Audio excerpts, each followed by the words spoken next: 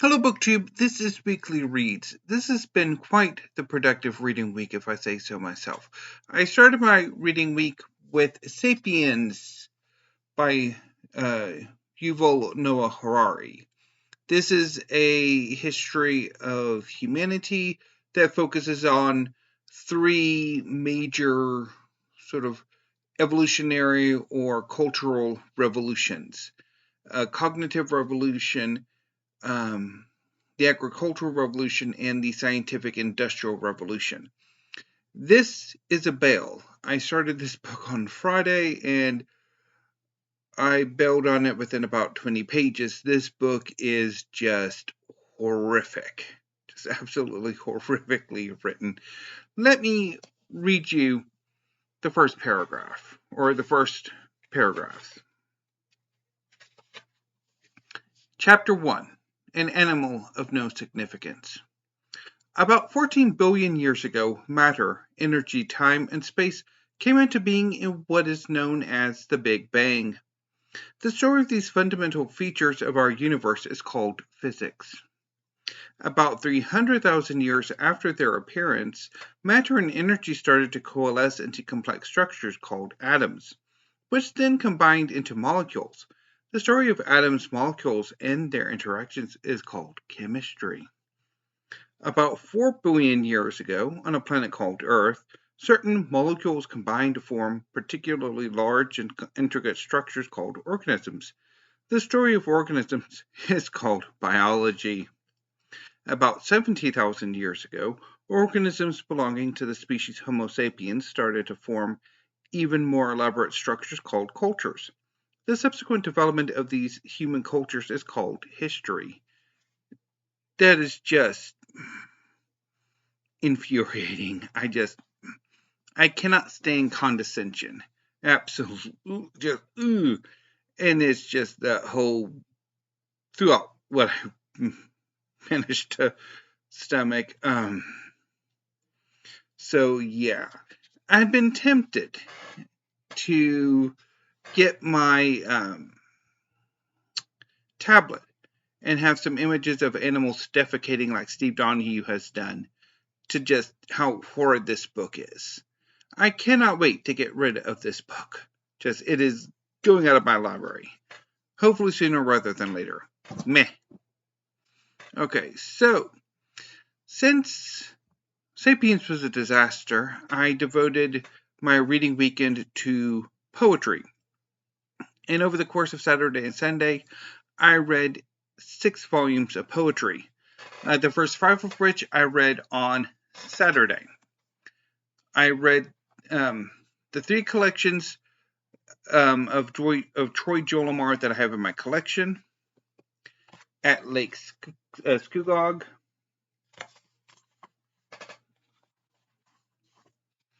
Syllabus of Errors,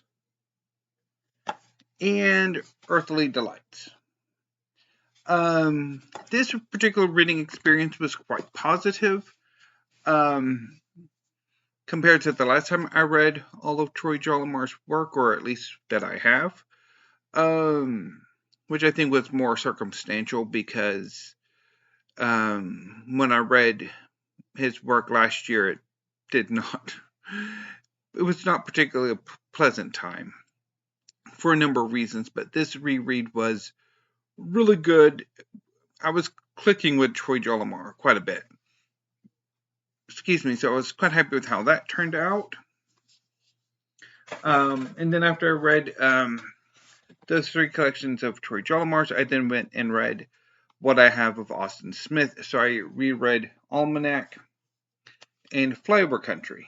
And they were both really enjoyable, as well as they always are. Austin Smith is one of my favorite poets working today. So, yeah, that was quite pleasing. And on Sunday, I read View with a Grain of Sand by Wislawa Szymborska, translated by Stanislaw Baranchak and Claire Kavanaugh. So this is probably my favorite poetry collection ever. I love it. I've had it for over 20 years, and I come back to it repeatedly several times a year. And so it was really fun to reread this collection again. I would talk more about poetry, but I kind of stink at it. And next up is 9 volumes of manga. And so that's going to be a while because I do love talking about manga when I read it. But first, let's get rid of that little thing and move on to the 9 volumes of Naruto by Masashi Kishimoto that I read over the course of the work week. So I read volumes 19, 20, let's do it that way, 21, which I really ought to try to get that sticker off because there are no stickers in there. 22, 23, a new station alert has arrived. 24, 25, 26,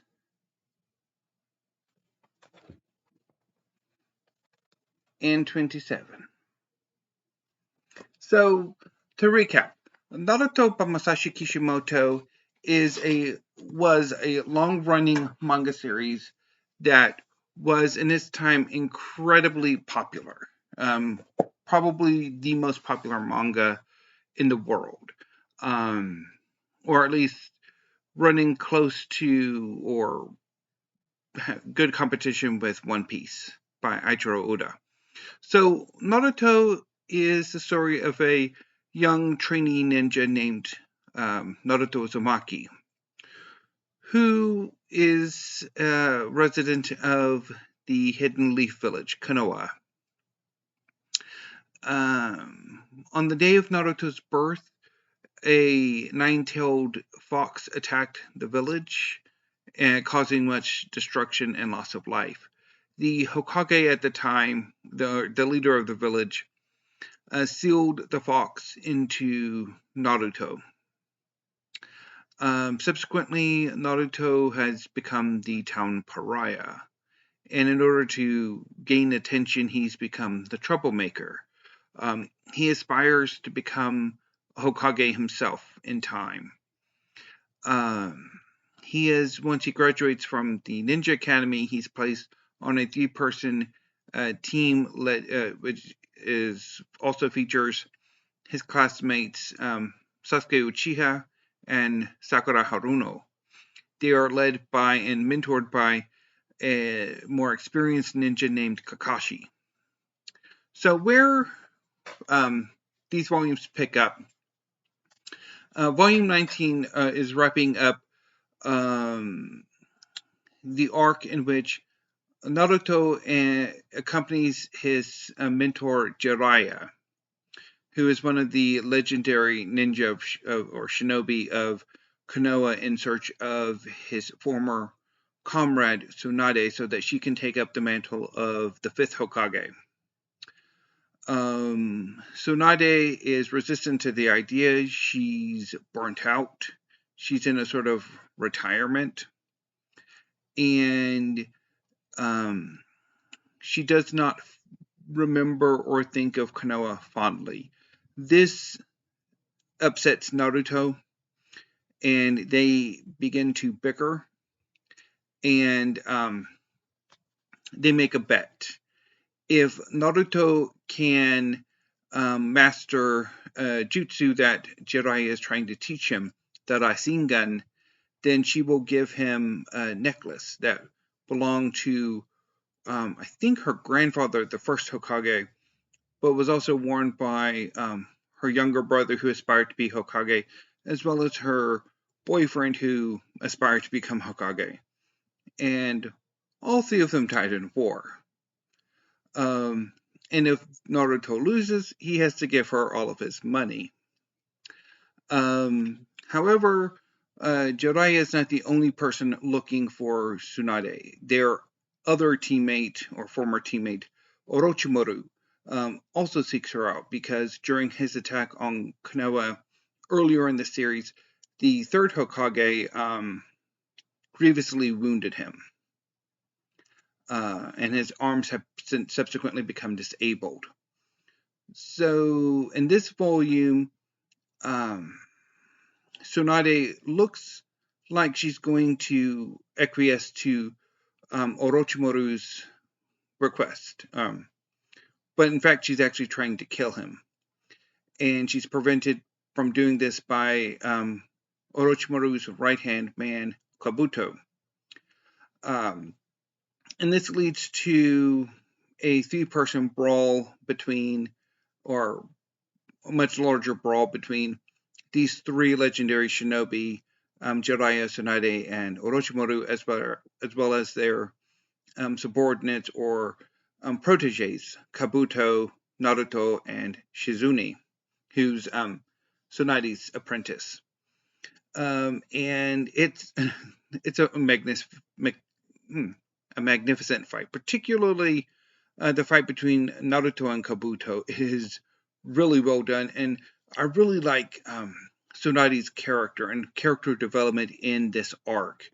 It is particularly really well done. So let me show you, I think what I want to, yes, so that's Tsunade right there.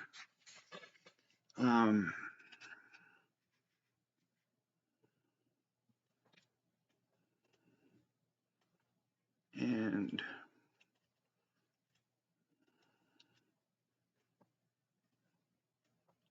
see here, where is it at? Oh, that's really well done as well. You can see that, like, just, and one thing I really loved about these volumes, particularly once we get into closer to the end of part 1. So what I read in these 9 volumes finishes out the first part of Naruto.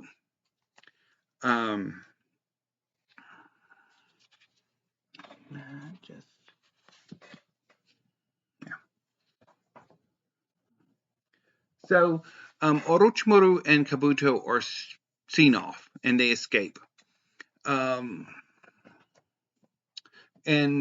Tsunade becomes the 5th Hokage. So if you're kind of wondering, what happened to the 4th Hokage? He's the Hokage who sealed the 9-tailed demon fox into Naruto. He succeeded the 3rd Hokage who, on the death of the 4th Hokage, reassumed the mantle, and then led Konoha for the subsequent extent of Naruto's life to this point. So he'd been Hokage for a long time before the 4th Hokage and for 12 years after the 4th Hokage. Anyway, so the next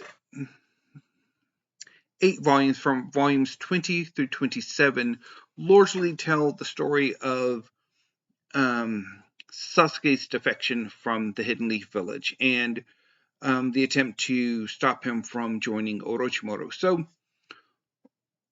in Orochimaru's attack on Konoha, the 3rd Hokage defeated him and rendered his arms disabled.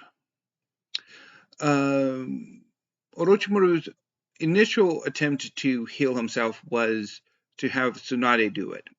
However, he had another option.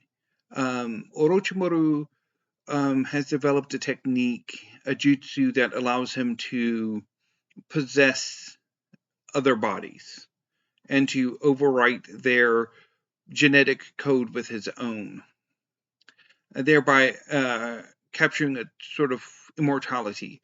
But one thing about Orochimaru's technique is that he can use natural abilities, sort of mutations, or in this, what referred to in Naruto as Keke Ginkai, I think it's the pronunciation,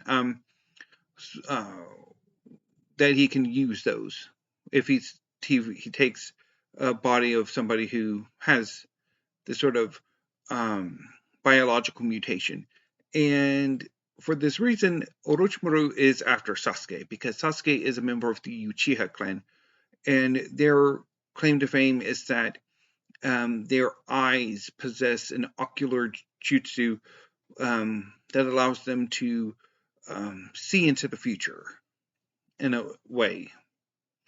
And there are only two Uchiha left, Sasuke and his older brother.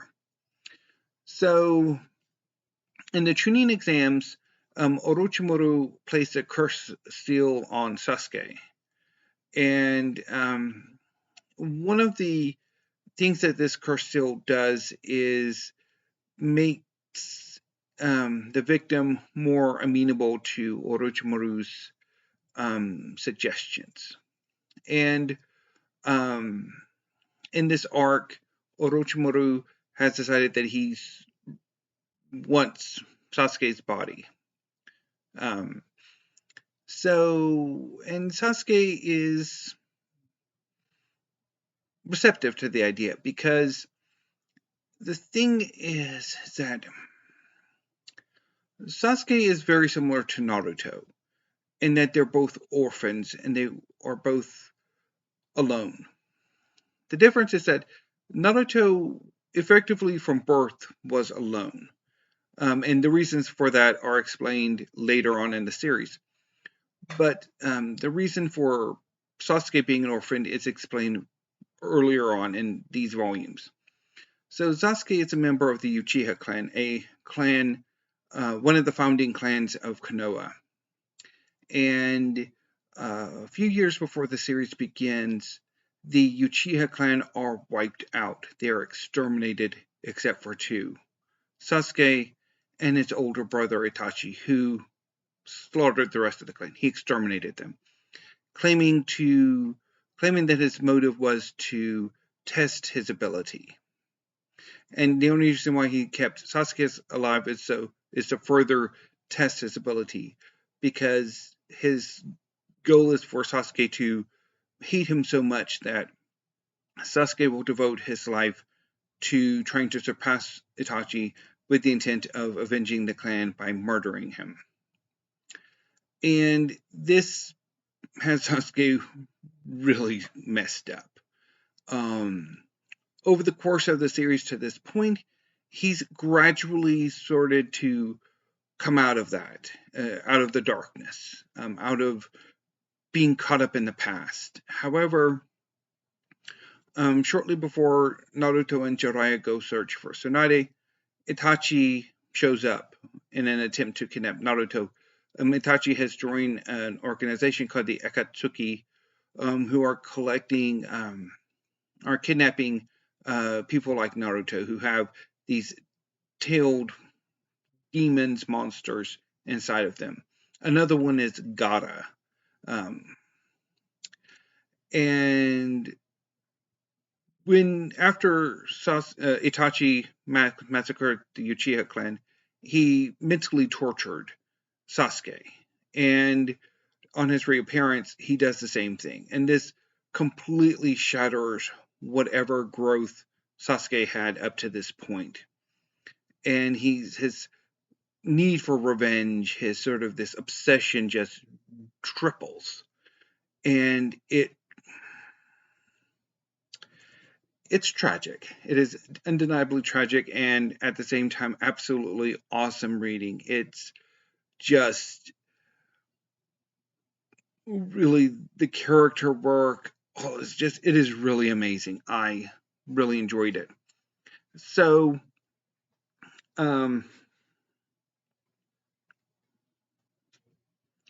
Sasuke is approached by the Sound Four of Orochimaru's subordinates, and they sort of go to collect him. But first, I want to show you.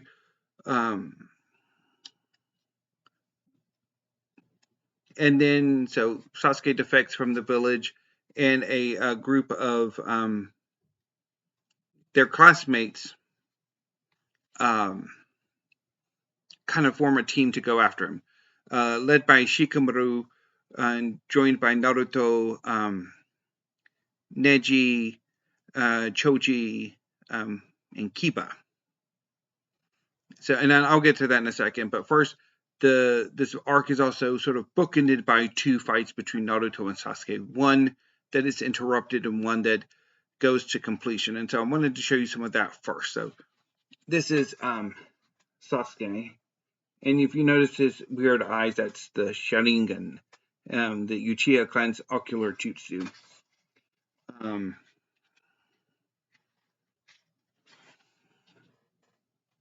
There. So this first fight is broken up by their mentor Kakashi. Just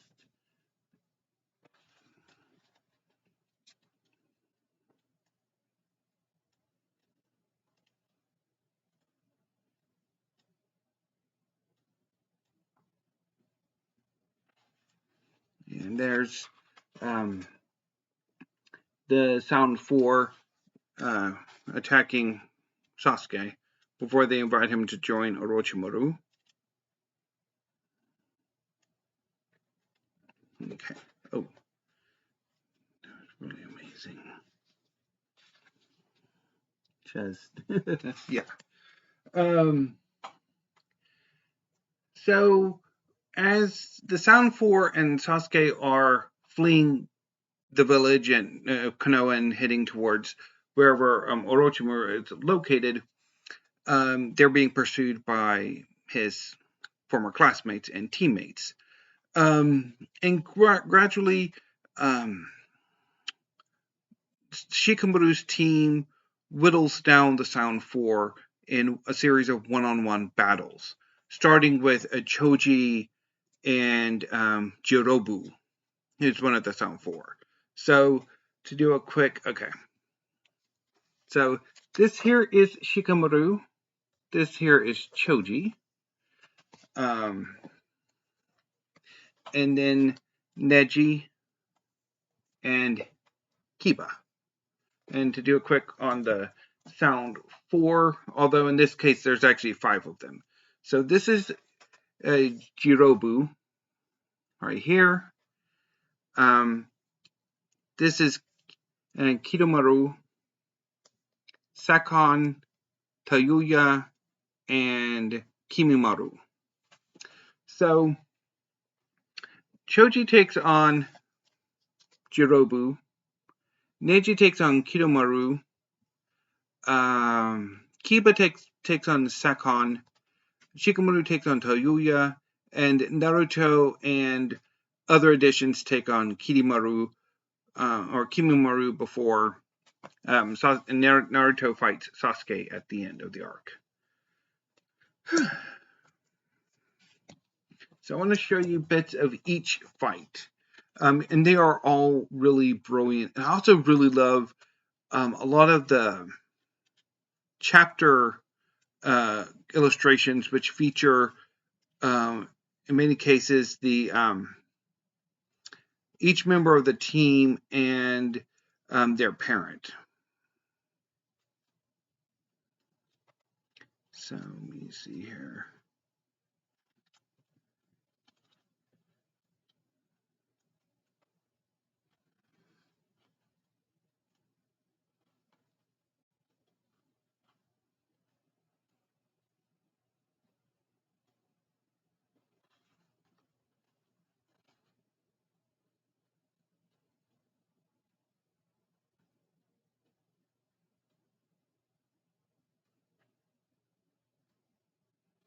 Yeah, so there's that.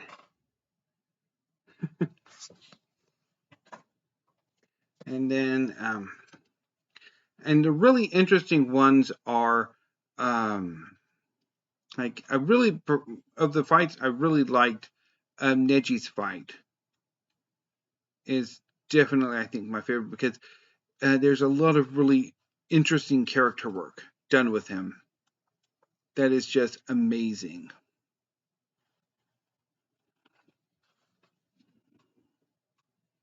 Yeah.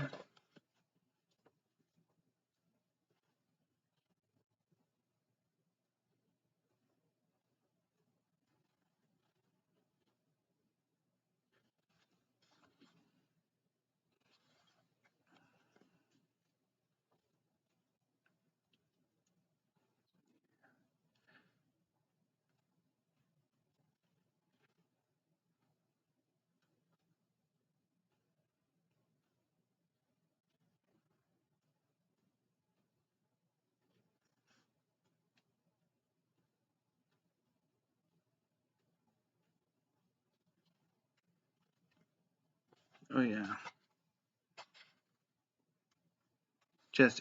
Yeah. And these fights are brutal. And I really enjoy how they all um, kind of turn out to. It's really great.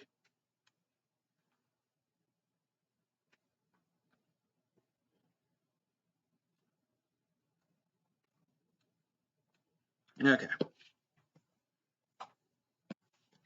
So this is some of Kiba's.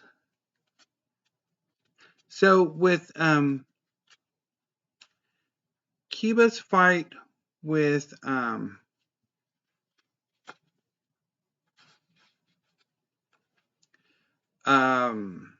Sakon, and then Shikamaru's fight with Toyuya, and then some others, and then the several pronged fight out with Kimimaro.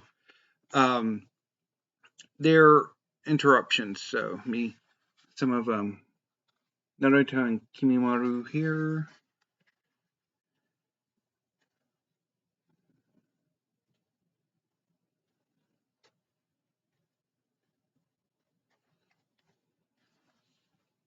That.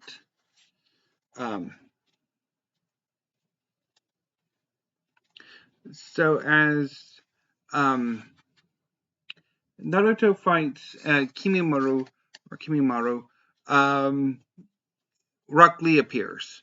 He'd been grievously injured in the tuning exams, and the fifth Hokage Tsunade heals him, and he's able to join the fight.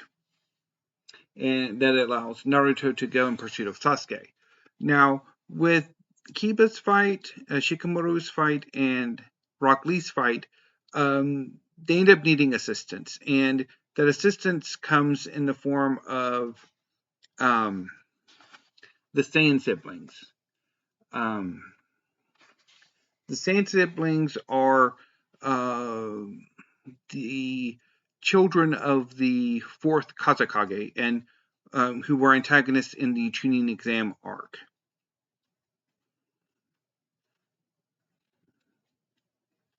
Let me see here. I think there's a bit.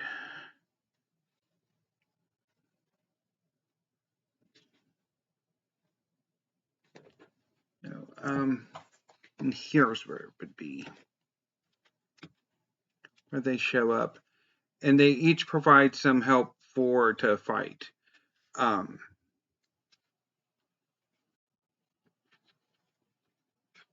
Yeah, so here's Rock Lee making his entrance.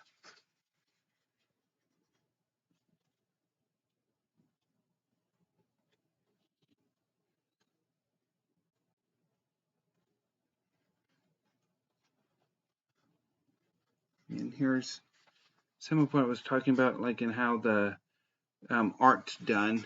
It's just amazing.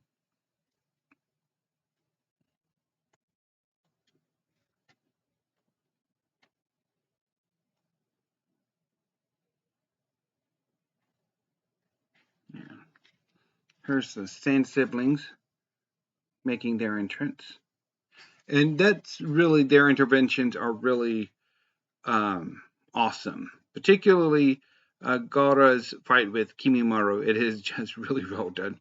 And also the relationship between Tamari and Shikamaru, which is wonderful to see over the course of the series, and obviously as the series goes into Boruto.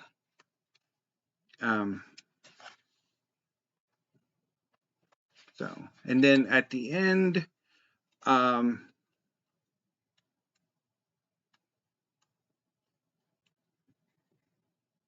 see here.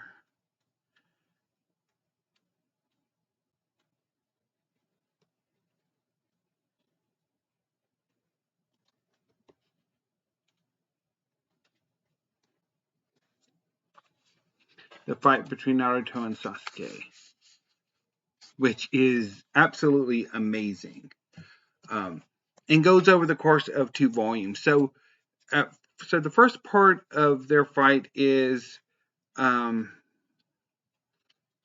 over sort of what happened in the Uchiha clan massacre. I mean, why Sasuke's doing what he's doing. And then the fight resumes, and basically initially they're evenly matched, and then Sasuke uses the Sharingan to sort of tip the balance in his favor.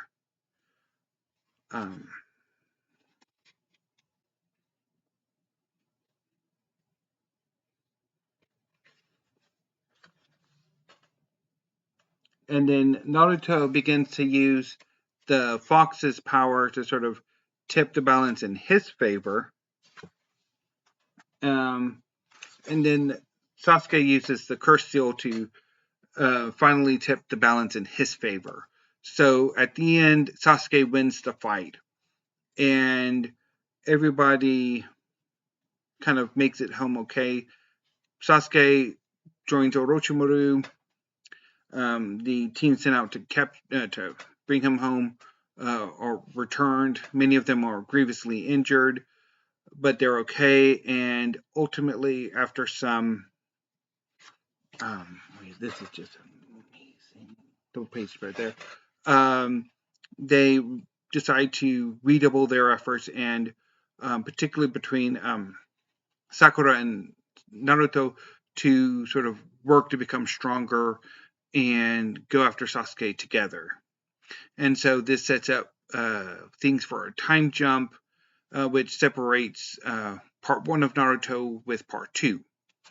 So it'll be several years before Orochimaru can take Sasuke's body. So in that length of time, you might as well train Sasuke. And Naruto goes off with Jiraiya to train, and Sakura becomes Tsunade's apprentice. And and then the final chapters in volume 27 are flashback to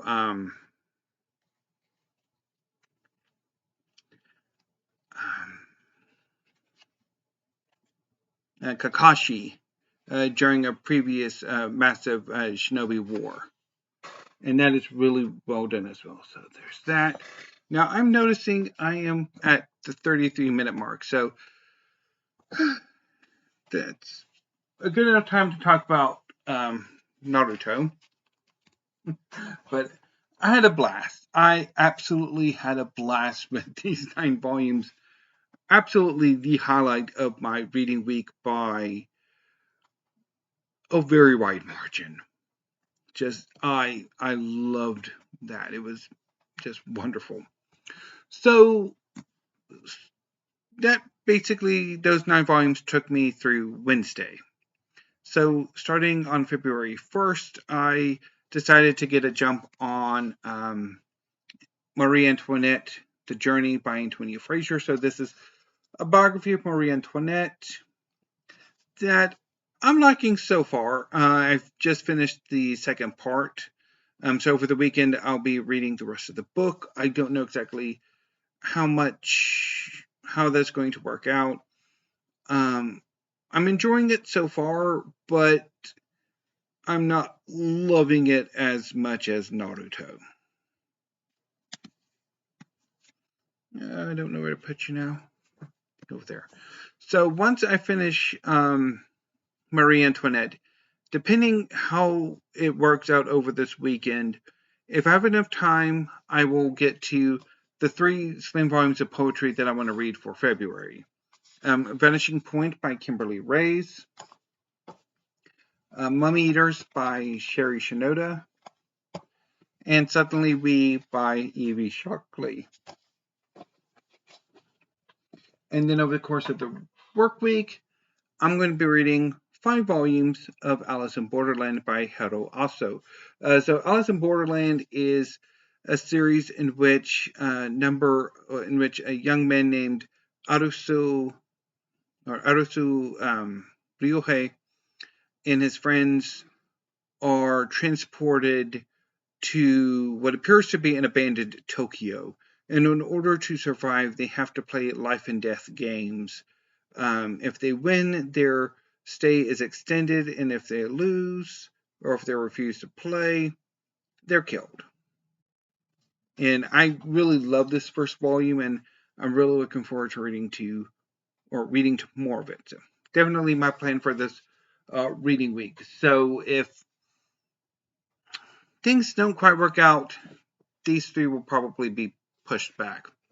So anyway, BookTube, I am nearly at the 40-minute mark.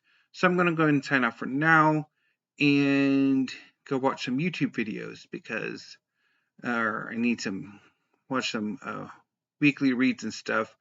So anyway, BookTube, until I see you next week, thank you. Have a great afternoon or evening and weekend, and stay safe.